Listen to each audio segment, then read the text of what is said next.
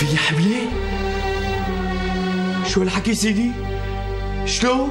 وكيف؟ استغفر الله العلي العظيم.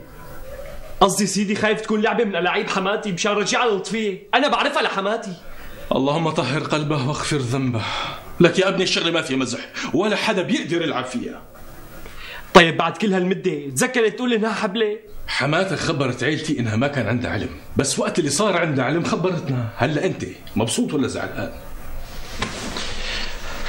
لاني مبسوط ولاني زعلان، أنا بدي أعرف. سيدنا خذ لي طريق، الله يوفق، خذ لي طريق.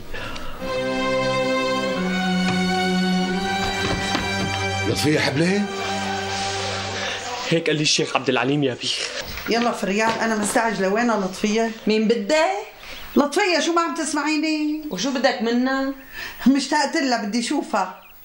امزكي ما عم بمزح معك، قولي شو بدك منا احسن لك. ها بدي اشوفها ان كانت حبلة ولا هذا فصل من فصولك البايخة. نعم. شو امرتي خانو؟ شوفي فريال، الصحبة اللي بيناتنا لحال والشغل اللي انا جاية مشانه لحال. بعتتني لعندك سعاد خانو مشان بدها تتأكد. من شو؟ لك اختي من الولد وقديش عمره. شو؟ يعني نحن عم نكذب؟ لك روحي ناديلها خلصيني بدي افحصها.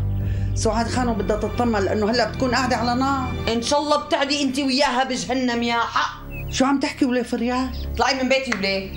شو عم تقولي وليه فريال؟ انقلعي من بيتي وليه؟ عم تقلعيني من بيتك كمان؟ تضربي انت وياها. ايه ماشي، بس بحب اقول لك انه الصحبه انتزعت بيناتنا. بالناقص. لك بالناقص يعني ما رح تخليني افحصها؟ ليكي بكسب ايدك اذا بتمديه عليها. وروحي قولي لها لسعاد نحن مالنا كذابين. ايه شو عليه؟ بس بحب اقول لك لا تكبري راسك لانه بده يتكسر. ها ايه ما فشلتي انت وسعاد؟ ايه طيب ماشو. ايه يلا انقلعي. انا رايحه. يلا انقلعي ولك يلا